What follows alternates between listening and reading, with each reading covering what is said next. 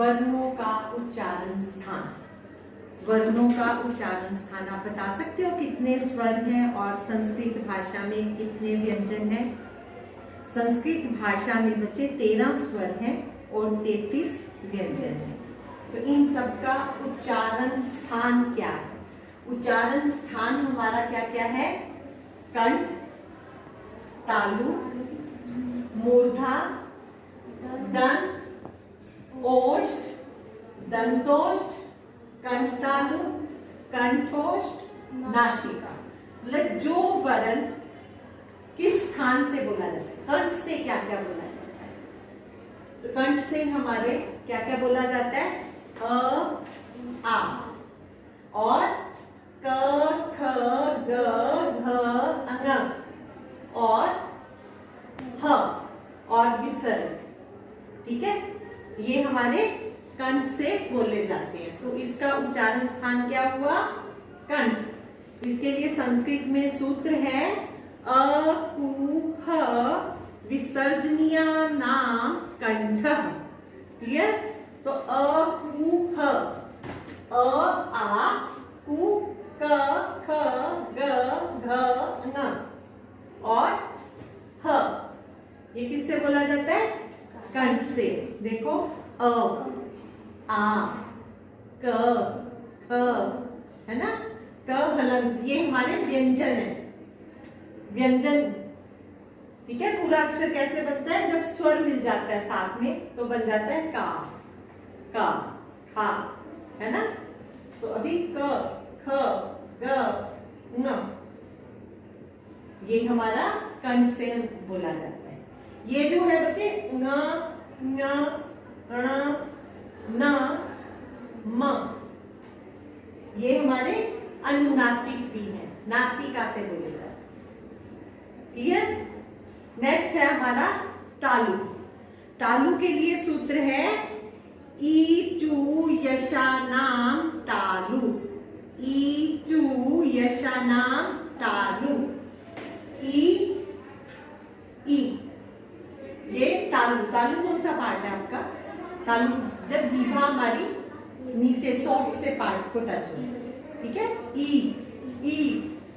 च, छ, और अगर उस स्थान पे टच करोगे ना तभी बच्चे उच्चारण सही होगा। च, छ, ज, झ, ञ, वो ये बात आपका न तालु से टच होगा तो सही बोला जाएगा। यशानाम, य और श, ये सारे किससे बोले जाते हैं? तालु से। ई चू यशानाम तालु। आसान हो गया ना याद करना?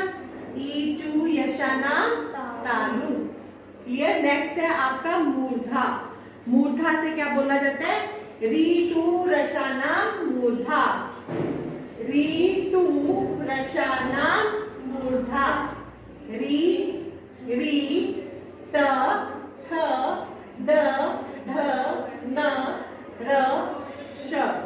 और ये श सही प्रोनाउंस कब होगा? जब आप जीभा मूर्धा पे टच करोगे। मूर्धा क्या है? आपकी जीभा फोल्ड होकर ऊपर के पार्ट को टच करती है। देखो ट, ठ, ड, सही प्रोनाउंस होगा। क्लियर? ये मैं बाद में दोबारा बताऊंगी क्योंकि ये तालव्य श है, ये जो मूर्धन्य श है और ये दंतय स। इसको कैसे बोलते हैं? तालव्य श, मूर्धन्य श और दंतय स, दांतों से बोला जाता है। तो नेक्स्ट आपका क्या है? दंत। दंत के लिए क्या है? लरी तू लसानाम दंतः। लरी तू लसानाम दंतः। ये लरी और त, थ, द, ध, न और ल और स, ये सारा किससे बोला जाता है? दांत से। अगर आपको सूत्र याद हो तो वैसे ही आप फटाफट कर लोगे। ठीक है? लरी तू लसानाम दंतः। लरी, त, थ, द, ध, न और ल और स, ये दांत से बोला जाता है। क्लियर? और ऊ से ऊ, ऊ, पू,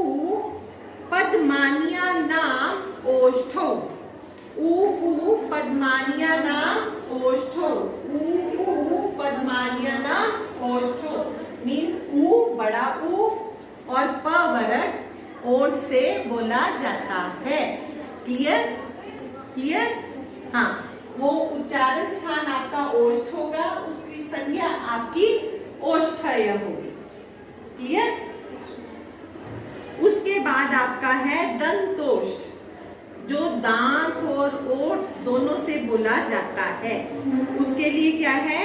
वकारस्य दंतोष्ठ, वकारस्य दंतोष्ठ। व देखो, व शब्द वर्ण जो है वो किस पे बोला जाता है? दांत और ओष्ठ से, वकारस्य दंतोष्ठ। क्लियर? फिर ए दैतो कंठ तालु, ये दोनों कंठ तालु से बोले जाते हैं। देखो, जीभा कहाँ लग रही है और गले से बोलोगे तब बोला जाएगा ए क्लियर? और ओ कंठ और ओष्ठ से, ओष्ठ भी देखो ओ दोनों से बोला जाता है ना, गले से भी और ओष्ठ से भी। तो इसके लिए क्या है? ओ दौतो कंठोष्ठम, ओ दौतो कंठोष्ठम। ठीक है? नासिका अनुस्वारस्य, और नासिका से क्या बोला जाता है? अनुस्वार। अनुस्वार जैसे जब आप बिंदु लगाते हो ना, सपोज लिखा हो रामम वंदे, तो उसकी संधि करते हैं हम, क्या करते हैं? रामम वंदे, बिंदु लगा दिया ऊपर, है ना? तो ये आपका क्या है? अनुस्वार। तो अनुस्वार और अनुनासिक नासिका से बोले जाते हैं।